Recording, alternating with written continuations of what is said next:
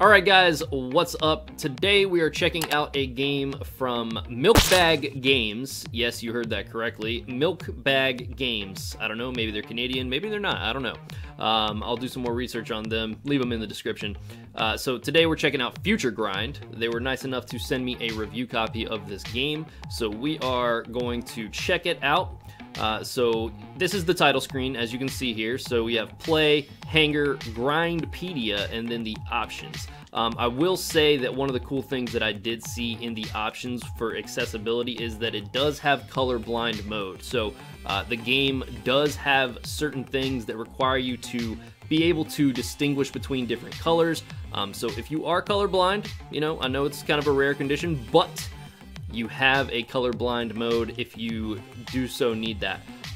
So all of the different options that you have here, the grindpedia gives you basic, you know, it's almost like, you know, readable tutorial stuff as you go along the game. It's kind of like little reminders if you need to go back and check out some of that stuff. Your hanger, as you can see, it has all of your different bikes that you have unlocked. So right now I am using the Left Coast Tri-Bike. So let's go ahead and get into some gameplay. As you can see here, I have already beaten the first 3 tracks. So each track does have different assignments in each one. So these little green things that you see here, it's like kind of like an aqua green, or I don't really know what color that is. Maybe I'm colorblind, I don't know.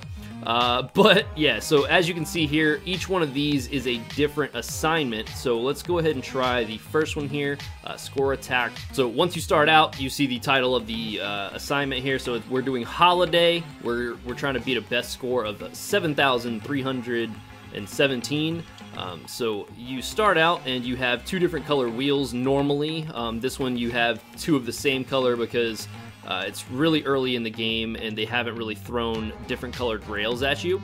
So this one's pretty simple to do. You just want to avoid those yellow rails in this track, and there you have it. That's one of the very early tracks. I know it's very short, but this game does have a bit of challenging aspect to it. So as you go further into the game, as we will go and do now, let's go ahead and skip over to where I am currently in the game. So we're on Derelict in the Left Coast.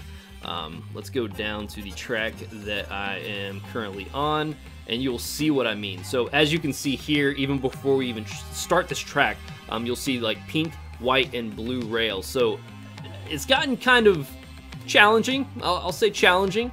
It's not hard, but it's challenging. So the cool thing about it is that you really want to get, oh man, see right there off the bat. It's very important that you don't hit the pink wheel with the blue rail or vice versa. You don't want to get the wheel of a different color touching the rail of a opposite color, if that makes any sense. So let's go ahead and try that again. And I will suggest, alright, I will suggest that you use the analog stick because it is a much smoother experience than having to use the D-pad. You can use either one, but you'd probably have a better result using the analog stick. So as you can see there, it does kind of mix it up a little bit. It does get a little challenging when they throw a lot of different rails and different things that you need to avoid, like those yellow rails in there. So let's go ahead and continue. All right, so now that I've beaten that track, let's go ahead and try the next track. Maybe they'll throw some extra different things in there. So undergrind 2 rails and survive the track. So at the top right here, they give you different assignments. So you pretty much need to do those different assignments that they have up at the top there within each track, which I think adds a little bit more to the game. It's already a pretty simple game. I do like all of the little neon colors and things that are going on, and I do feel like games like this definitely help your hand-eye coordination. Obviously I failed, but you know, playing things like this in between other games definitely help you out with your reaction time and things of that nature. So there is a market for these types of games. If you don't like these types of games, don't really recommend playing this one, just because, you know, you're not gonna like it, obviously. But if you like stuff like this, Man, I can't stand when I crash. These things, they seem so simple, but they definitely change it up on you and can trick you.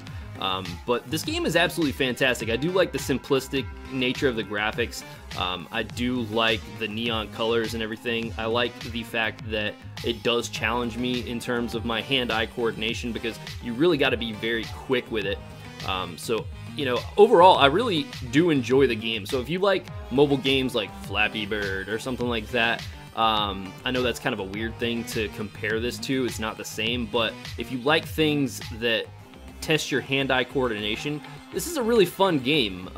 It's not anything out of the, you know, realm of just crazy graphics, or it has some in-depth storyline or anything like that. But overall, if you like, you know, silly games you can kind of palate cleanse, I like to call them palate cleansing games, play in between your other games like your, you know, your Red Deads, your Super Mario Odysseys, your games that take you a long time to beat. These are really fun games that if you get kind of burnt out playing something else, you can play something like this in between those games, and it really kind of just, you know, resets your clock, and you are able to go into the games that you were playing before, you know, kind of fresh, which, you know, these games don't really get old, if that makes any sense. They are always going to be the same thing every time you come back to it, which is kind of fun, that you already know what you're going to get into and you already know what to expect. Once you start getting better with it, you can start adding tricks in there, which is really, really fun. So now that I have unlocked a new track, so I will go ahead and go check this one out. Hey, just want to let you know we really appreciate you at Slice. You're doing great.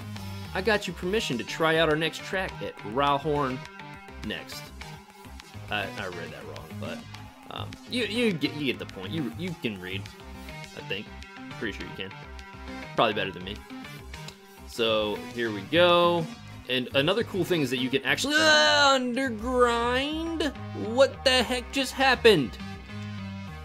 Alright, so it looks like this changed the color of my rails. So when you go through that little light there, it actually changed the colors of my bike.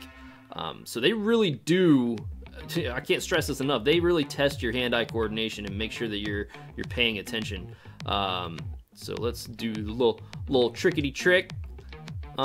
Yeah, what you don't have nothing on me? Let's go.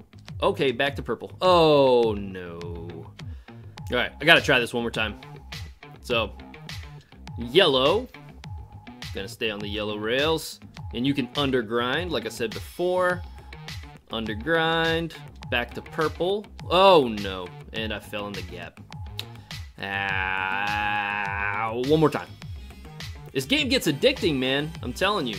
It's a lot of fun. It's super simple, but it's a lot of fun. Oof. Alright, I think I'm gonna have to call it there. So, this is FutureGrind. It goes for $20 on the eShop. Kind of a steep price for what it is. I'm gonna be totally honest with you. If this was $10, I'd recommend it right away to everybody. It is a lot of fun, but for $20, I don't know, man. Don't get me wrong. If you like games like this and from the gameplay that you've seen and it seems interesting to you, check it out. It's definitely worth a try. It's a very, very fun game. There's not much to it, but at the same time, for $20, there are better options out there that have a little bit more to offer. Like I said before, this is a palate cleansing type of game. You play this in between other things. If you're kind of just looking for like bite-sized entertainment, that's what I kind of try to call it. You know, if you're playing things in short bursts, like if you're playing something like Tetris 99 or something like that, pretty much the same kind of category I would put this in. You want to try and test your hand-eye coordination. You're looking for something very small that you can play in between things. This is a great game to check out.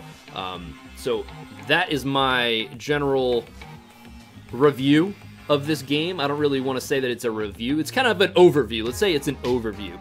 So definitely check out FutureGrind if, you know, that $20 price tag doesn't scare you away. It's great. If you are looking to get something and you have to be smart about what you spend your money on, maybe try something else. definitely a good play, but I personally can't recommend it to everybody for $20. That's all I'm really trying to say. So thank you guys. If you liked this video, make sure to hit the thumbs up button. If you didn't, that's all right. There's a thumbs down button if you want to do that too.